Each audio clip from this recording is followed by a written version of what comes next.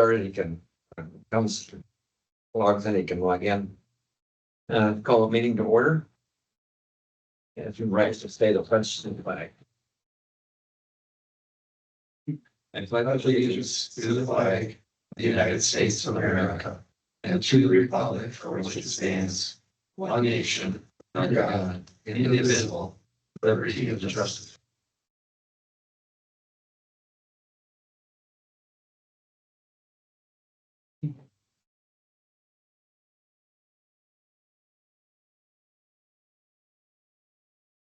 We've got the attendance here. Yes, I do get the attendance. I don't see anybody in the audience to ask questions, so we'll go on to the next item.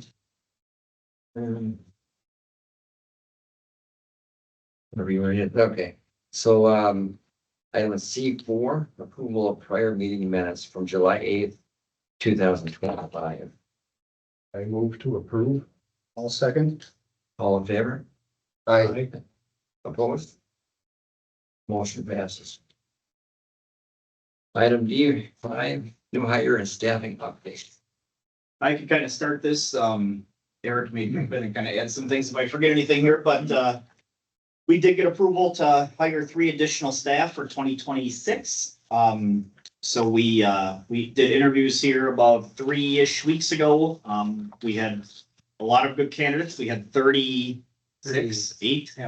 applicants, and then we whittled it down from there. But we had a good full day of interviews, and we offered to 3 people, 2 internal candidates, 1 external candidate. The external is still going through some pre-employment checks, psychological evaluation, medical evaluation, those things that we always do.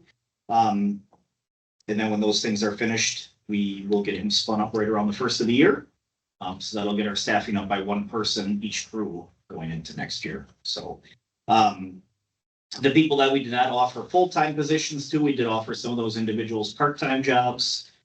2, correct? 2 of them accepted part-time positions, and they're going through the physical and psychological evaluations right now.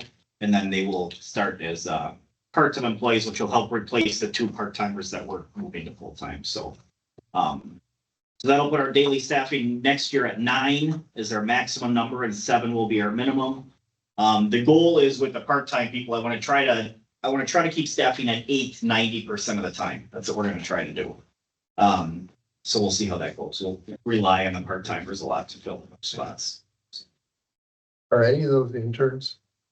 No, the interns aren't far enough along in their program yet. So, but next year, the hope is to hire an additional 3. So at that point, it would be pretty good timings for the interns to potentially apply. So give them 1 more year and they'd be in a good position to do that. Otherwise, they will complete their program in June of 2027 is when they would officially be done here. So what all will they have accomplished at the end of that? At that, they'll be firefighter 1, firefighter 2, driver, operator, and paramedic. And then one of them will actually have, is he gonna go to inspector or something? Because we have one that came in with his fire 1. No, I don't think so. I think he's just. So he would have the opportunity to potentially add 1 more class if he wanted to, but that's the minimum. Okay. And so far, they're doing spectacular. They've all been very good. Did we get that? No. We didn't. Okay. No, that was with the grant, the intention was gonna be to hire 9. Okay. And since we didn't get that, we hired 3. And then the hope is that we can hire 3. Well, we are gonna hire 3 for 26, and then another 3 in 27, another 3 in 28. There's a lot of moving pieces with that. We're working on some referendum stuff with the Village of Weston. The Village of Rib Mountain does not have to go to referendum, but they need to basically be on board with hiring those additional 6 people so that the Village of Weston knows they can go to referendum. We had a meeting regarding that last night, and there will be a fair amount of work done with that over probably the next 8 weeks or so here. Because if Weston is going to go to referendum, they have to choose to do that by their January meeting. They'll have to make the final decision on that. So. By the way, Dave said he can't get in on Teams with his phone for some reason, so it must be his phone. Absolutely, it's his phone. Of course.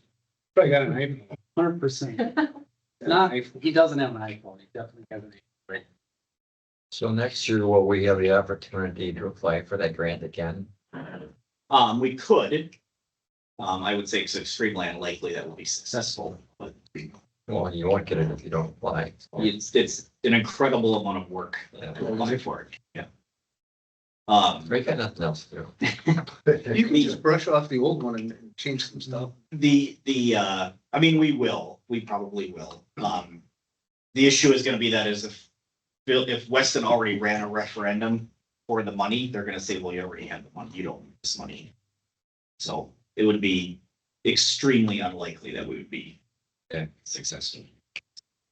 I think one of the biggest things that hurt us, I think two things hurt us for getting it this time around is the fact that we do have a fund balance. Both communities have a fund balance, so they have money in the bank. And I think the other big issue is that we were awarded this grant in 2019, and the board at that time chose to turn it down. Oh, So that is probably so that is all I have. I don't know if Eric has anything to add to staffing. What do we get out of Firehouse Subs? Do we get much out of there? We have not gotten anything. Yeah, there. so the Firehouse Subs grant is a very difficult grant. I don't care what anybody says. So we missed it the first time we applied and we didn't have Firehouse Subs in town because it wasn't built yet, so that hurt us, so we didn't get it. One of those times I missed it. Not this time, but the time before, I was applying online and they only keep the application open for the first 600 or 500. 600 applicants, 2 hours it shut down on me. 600 people had applied. So we didn't get it that time. This time, we were doing interviews. During the grant, I had Cher put it in. Cher was at about, an hour and 15 minutes and it shut down. 25 minutes. 25 minutes and it shut down on her. But then it came back up. I don't know what happened. So we did apply. We have an application in for just over $22,000 for water rescue equipment. The first time we just put in for helmets. This is like a full program, so it's on my report, my October report that you have. We applied for helmets and a water rescue mannequin, some throw rope bags to get new ones in stock here. A water rescue board, which is like a kickboard, if you're familiar with the old term. Some rescue wet shoes. Right now, we bought a bunch of Crocs that people are just kind of trying to make work. And a CMC rope gun, which is basically it's a CO2 powered gun with a thinner rope, and you can shoot it like across the river. So if we have we have people on each side of the river, you shoot it across them, we can create some systems to like lower our Fortuna boat down. We were gonna put in for a drone, but as I was putting in, I saw in the fine print that they don't pay for drones. So we're trying to get a drone into our CIP budget. We made a proposal and put it in there kind of late, and the board wants us to continue looking for options. They didn't like the option we gave them. So hopefully we get a drone, because a drone, we've never really thought about getting a drone before, but we had 5 water rescues this year. And the problem with the Eau Claire River is you get paged to wherever, and they're never there. So now we drive up and down the river, and we only have so many access points, right? We have Ross Ave, we have J, we have Boy Scout Camp, and we have Yellow Banks. Those are our access points. Along the way, we can pull into Josh's new driveway and access the river. We pull into people's houses. We pull into the what's the inn? Oh yeah, the bed and breakfast. Yeah. Yeah. Like So we pulled, but even so, like to be able to deploy a drone and fly that thing downriver and find where they actually are would save us a ton of time finding these. on several occasions, we've been lucky enough that they've had their cell phones and dispatch can ping them fairly close to where we have found them. So that has helped, but that's not always the case. So hopefully we can get that drone into the capital budget at some point. It's not a huge expense. They come way down in price. Yeah, the one that we proposed was roughly $5,500. And that has different things on it that we would need, being a rescue service. The board thought maybe we could get one like hunters use, and we can get one for like $50. But we kind of get what you pay for. So I don't know. We'll see what happens with the drone. Okay. The only thing I would add from the staffing is if Callie wants to talk about the EMS program that we're gonna hopefully start next year. Yeah, so, over the past few years, there's been a transition in EMS education to mostly online programs. So basically everything online, far less in-person opportunity for students to attend classes. As such, we've been sending most of our students to Midstate because they still have some in-person components to it. We had talked about holding an in-person kind of tutoring cohort for our employees who are interested in proceeding to paramedic training. So we would enroll students in NTC's program, which is a hybrid program, but probably 90% online. And instead of, not fulfilling kind of that in-person desire for the students, we would hold in-person sessions where we would essentially lecture to them using the material that the tech provides. So that way they would have that opportunity. They would, for the most part, be able to complete their clinical contacts on shift. So it would actually be very nice and hopefully a good opportunity. So we're looking at potentially having our intern class do that, and then an in-person, or one of the new hires, and then open it up to part-time and full-time staff who may be interested in it. So that's on the horizon. Hopefully, How far down the road? it would start in 60 January. days. Yeah, it would start the week of January 26. 26th, I think. Primarily, Callie would primarily teach it, and then Josh and I would fill in spots. We have one battalion chief that might teach a little bit. We just hired an IFT staff member. He's a critical care paramedic RN, outstanding individual. We might try to tap into him for some of the teaching as well, if he's willing. But that program, if it goes the way we're hoping, how did you say how many we have in it? Hopefully we'll have 8. 8-ish, and But just we'll based on. see. The 3 interns would be in it. One of our new hires, Jeremy Ruck from, he's on Mosinee, and he just started with us part-time. He was in that group when we were trying to hire, pay on call. And then the program kind of fell apart, so he took a part-time job, and now we've hired him full-time. And then, Part-time. yeah, and then Mackenzie Walters, our other full-time, she's halfway through. She started in January. And then the third one is Jack Sullivan. He's from Crystal Lake, Illinois. He's already a paramedic. So it'd be the 3 interns, it'd be Jeremy, and then we have 2 part-time that would take it, and hopefully 3 additional full-time people who are current EMTs that are considering.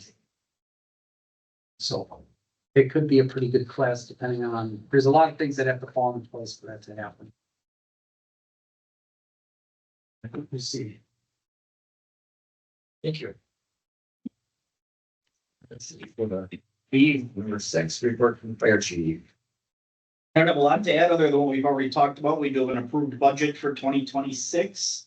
The big thing there is those 3 additional hires. Other than that, wage increases. Our health insurance didn't come in as bad as we were. I mean, it was still not good. It ended up being a 7% increase. But at one point it was at 19%. So as bad as 7 is, it sounds good compared to 19. We're still looking, we always are looking at other options. The Village of Red Mountain did move away from the co-op that we are in, and they went with the Chamber of Commerce plan or something like that, I believe it was. But we stayed with what the Village of Weston uses, which is still the cooperative through Spectrum Insurance Security Health Plan. Other than that, budget-wise, there was nothing else major. We don't have anything huge on our capital horizon. We do have an ambulance that is coming, but that ambulance was purchased almost 3 years ago. It's just finally getting completed. And that should be done in January. That was quick. Is that gonna be out of date? It's, we'll be remounting all of our ambulances now moving forward instead of the full replacements. And our next remount is in 2029, and we already started that process about 6 months ago, so we could get in the queue. Yeah. Otherwise, if we ask for it in like 2028 or 2029, it won't happen until like 33. So Okay. they're booked out like 4 years. Wow, So, must be. yeah, all the manufacturers, whether it's ambulances or fire apparatus or anything, like if we ordered our ladder truck right now, it's 3 to 4 years minimum. So, and way more money. Our chassis, are they still way behind in schedule? The chassis, I don't think are really the problem anymore. Now it's the actual bodies.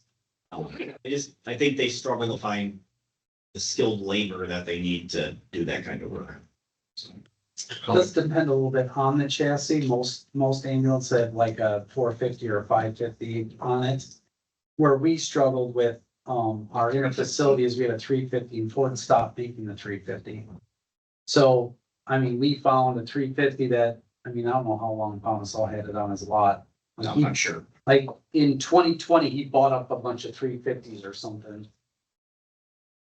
At some point, he bought a bunch of 350s. He had one, but we had been looking that ambulance, if you recall, we replaced it instead of rechassing it. So we had bought an ambulance that it was bought by Sanford Health. Then they decided instead of, they ordered 4 ambulances, but they only took 3.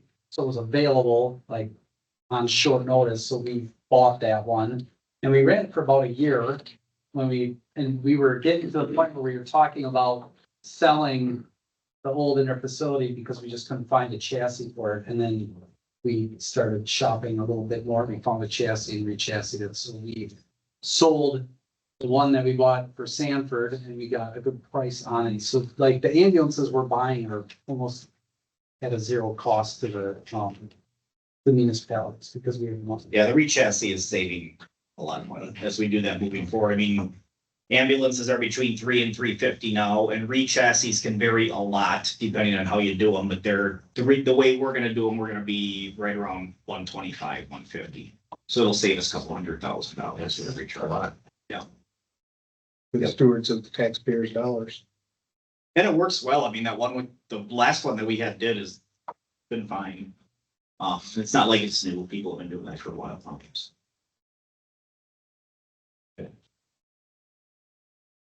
Report from the deputy fire chief. So my reports are in the packet. You know, since the last meeting, I mean, we've had some different hiring classes that we've gone through.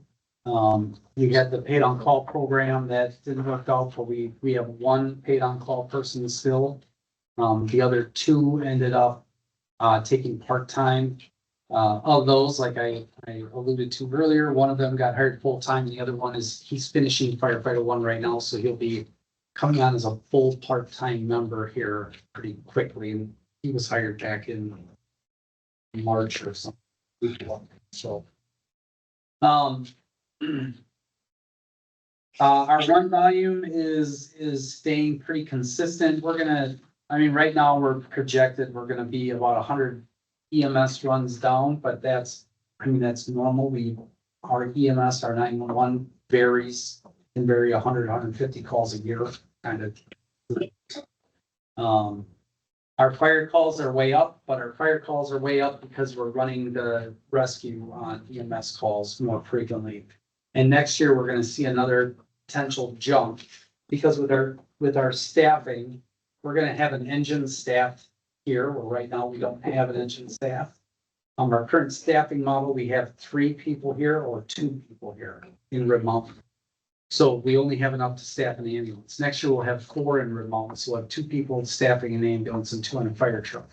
So when the ambulance is out, those 2 people, they will be dedicated to fire response and they'll run the engine out of here as a ALS engine. So they'll have all of the advanced life support equipment that the ambulance has, and they'll be able to start care immediately while they wait for an ambulance to come either from station 2 or mutual aid to transport. And we do that right now. We've been doing that for the last 2 years or 2 or 3 years in West with our staffing. The rescue has all of the ALS equipment. So I expect those fire response numbers to increase a little bit next year. Concurrent call data is running, last year we ended right around 40%. Right now, we're right about 35%. So 35% of the time, we have 2 or more calls out. About 5 to 8% of the time, we have 3 or more calls out, and that's really when we have an issue, we can't cover those 3 or more calls. So that's our current concurrent call data. Training numbers are there. Training remains constant. We've got some really good things going on with training between the training center that we've kind of built out of Connex containers over at Station 2. We got a tank donated from Imperial last fall. The crews have been using that to train in for confined space training. We've been doing some training with Riverside on that because with Imperial, Riverside is their primary, but then they call us for confined space. We have a number of houses right now in the queue. We're going to be burning. We've got one on Partridge Ave in Red Mountain here. That one is going to get burnt down in the next 3 weeks. We'll be doing some training. November November 14th. 14th, it's a smaller house. We have another one on Camp Phillips. You wouldn't know it was there if you didn't know it was there. It's past Northwestern. It's like the first or second house, but the driveway's got a chain across it, and it's like a 1,000-foot driveway. It's way in the back. It's an old house. It's vacant. We met and looked at it earlier this summer. We should get some really good training out of it, but they have to do some cleanup. They got to do asbestos abatement. They got to cut some trees down before we can burn it down. So it was projected this fall and maybe next spring. They were in a huge hurry. So we have that one that we're working on. I thought Meyer said there was another one we were called on. Well, there was the one on Daisy. Yeah, the one on Daisy, but that we couldn't burn that one. Other than that, I mean, we have a lot of members doing different training. Mr. Kolb is in firefighter 2. Mr. Logan is working on his bachelor's degrees. Battalion Chief Myers graduated with his bachelor's degree. We have Captain Novak graduated with a master's degree. We have a number of people taking Officer 1. The interns are all in school, so we got a lot of people in school right now. One of our lieutenants just finished, I shouldn't say just, a couple months ago, Yeah. finished a fire inspector course in Stevens Point. We have 4 Three. fire investigators. I'm sorry. We have, is it 4? You, Steve, 3. No, 4. 4. Well, Mark, yeah. We have 4 people now that have completed that. And that's a 2-week, 80-hour, who puts it on? I want to say that. DCI. DCI puts it on. So they're certified, they're nationally certified fire investigators. So it's a really great resource to have. We are working right now with Mountain Bay to kind of get a program up and running with Mountain Bay. The way fire investigation, anytime a fire investigation is deemed criminal at all, we have to bring in police investigators because we don't have arresting powers. So we'll do the initial investigation. The state statute said the chief or the incident commander is responsible for investigation on every fire. So we will do an investigation and start that. If there's anything that is even remotely suspicious, we'll call in Trevor's men or the sheriff's. Sets training apparatus, the chief talked about. We have a couple of trucks on order. My truck's getting replaced. We have an SUV that the students use that's getting replaced. So we'll replace next year. And then fire prevention activities, throughout the last several months, September and October are big months we have a lot of stuff going on. Grants, like we alluded to, the SAFER grant we did not get. That was a $950,000 grant. Yeah, we did not get that one. The firehouse subs grant is in there. That was $22,000. We're waiting to hear on that one. If you page back, like last month, the FFP, so the fire, the DNR, Forest Fire Protection Grant, we did get that one.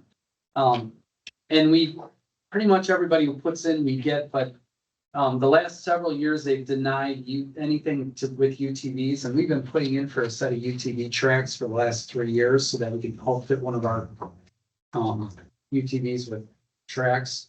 And they keep denying that. This year is the first year they denied anything. Well, so part of the grant, they have a communications part of it for radios. So we put in for radios because I'm replacing my truck. So we thought we could get about $10,000 towards that. They ran out of money this year. So anybody who had not received a grant last year was given their communications grant. And everybody who did receive a grant last year, which was us, went into like a hat and we pulled names. And we did not get pulled, so we did not get the communication funding part of the grant, unfortunately. That would have helped out because those radios are $17,000 for 2 radios. We did get the WPS grant. So the WPS grant, with that, we purchased carbon monoxide detectors. You'll see a Facebook post probably this week. We've been working to get that program up and running, so we're gonna be giving out carbon monoxide detectors to homeowners, and we'll be going into their homes and installing them. So like a smoke detector, but we found there's a real need for carbon monoxide detectors. So we have a program that we're just finalizing and we're rolling out this week. We worked with Kidde directly, because if we went to Home Depot and bought them, it was $2,000, we would have bought like 35 or something like that. But we worked at Kidde directly, so we got like 80 of them. They gave us a better price. The chief put in for a quick trip grant and we got that. That was $1,000 for a new porta tank for water. So on our tender, we have to have like a swimming pool basically that we carry around with us. It's 3,000 gallons. Ours had been run into a couple of times and it had a bunch of patches and holes. It was ready to be replaced. So the chief put in for that grant. We got that delivered here like 2 weeks ago. And that's been put into service. Is that it on grants? Am I missing anything? Other than that, I mean, other projects, there's been Allie has done a ton of work, with the EMS section. One of the big things that she has brought in and that we just recently completed was the, narc boxes. We have, narcotic tracking, safes that are in all the ambulances. So now, and I mean, they were just doing it when you came in. So every time narcotics come in, she puts a RFID tag on every single vial and that's all put in the system. So every single vial, every medication, everything is tracked. Everybody has RFIDs now that we put onto our name tags. We have a code that we can put in, but otherwise we use our name tag with our RFID so that we're checking in and out those narcotics and every narcotic is tracked down to the milliliter. Does the Wausau know about that? They do, and they did. And I'm gonna leave it there.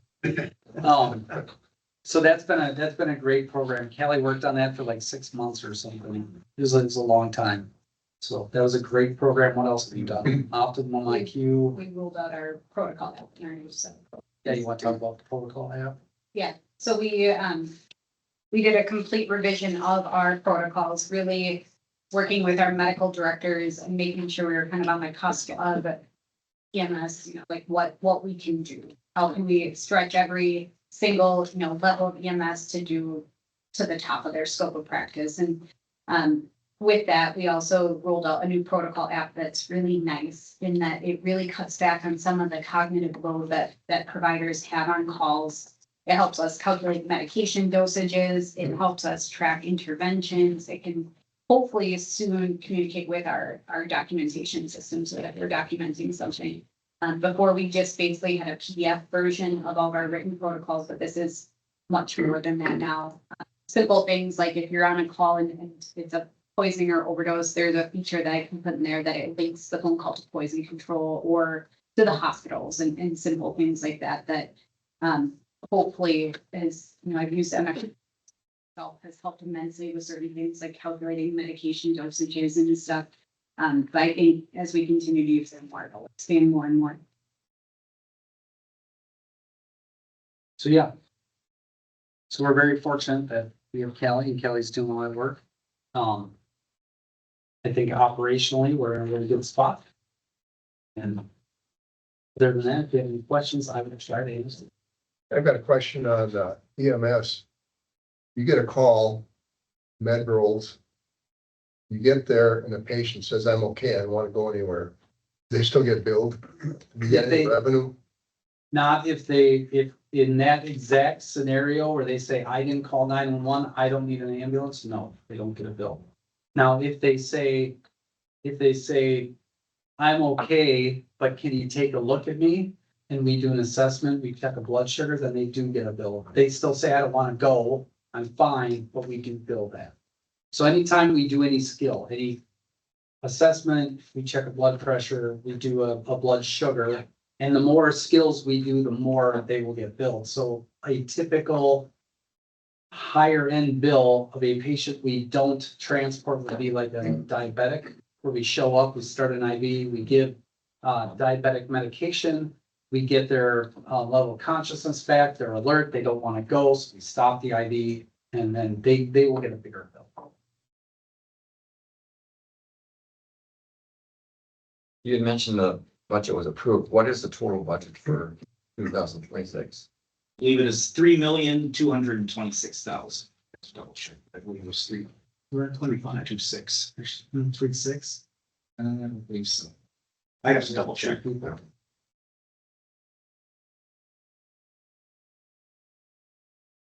Anything else? I've got nothing else. Additional questions for me. All right. Letter F, I guess we need to set a date for the next meeting. Would that be January? Should be January.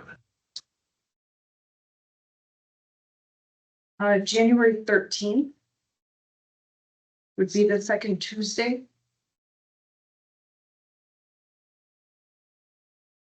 Jeez. Yeah, that should be good for me. 4 o'clock. Perfect. And I'll send out the invite tomorrow morning.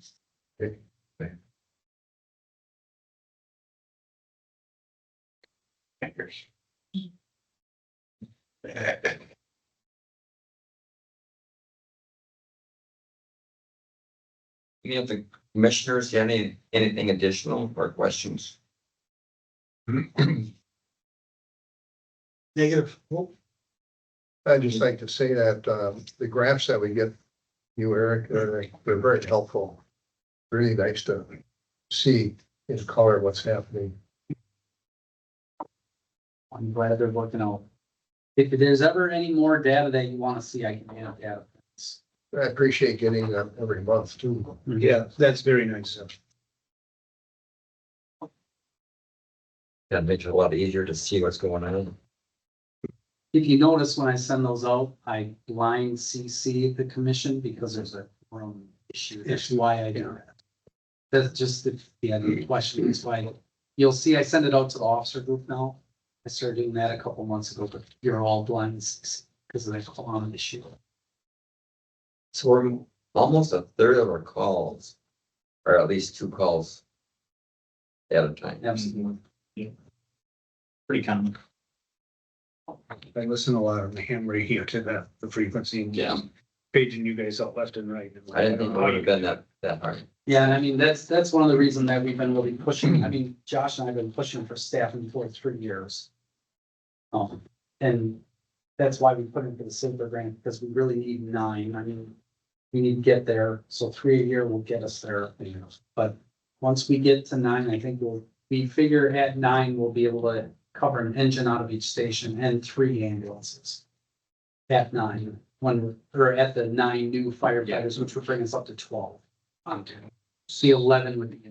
So with the referendum, are you gonna have something put together for the Village of Weston residents? That, Oh, yeah. you know, Yeah. Yeah. 'Cause Yep. I know they were pushing for this possible fire fee. Yep. Which to me made a lot more sense because of the fact that it spreads it out over non-taxable Yep. properties. Yeah, so we did do we did a town hall meeting for the fire fee. That was pretty well attended, I think. I think it was a really good exchange with the constituents and the questions they had. The village decided to stop looking at the fire fee because the main people that do the fire fee is Western Lakes down by, they're like a suburb of Milwaukee. And they've been sued by the, Manufacturers The Association. municipalities. The municipalities were, sorry. So the state statute says that, says fees can be, put out by townships, and that's all it says. It doesn't say village, it omits villages and cities, but it doesn't, it's just an omission. So that's kind of what the lawsuit is about, is it doesn't say they can, but it also doesn't say they can't.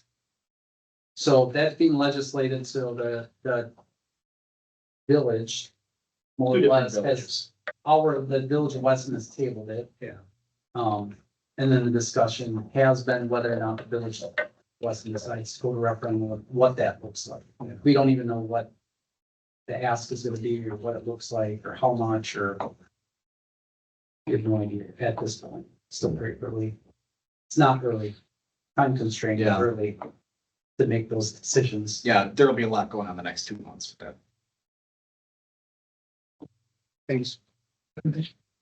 Bring us to the last thing. Motion to adjourn. So move.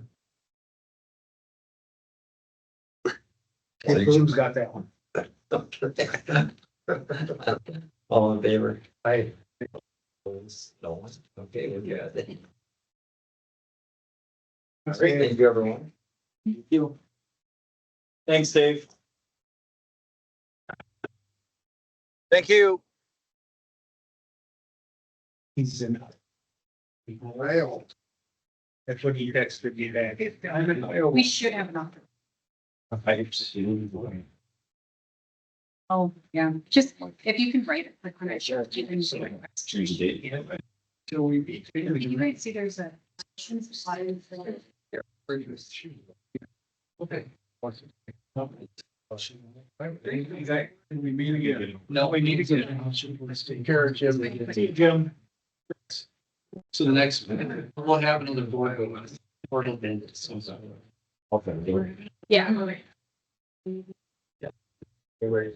Yeah, they know, they're gonna have that.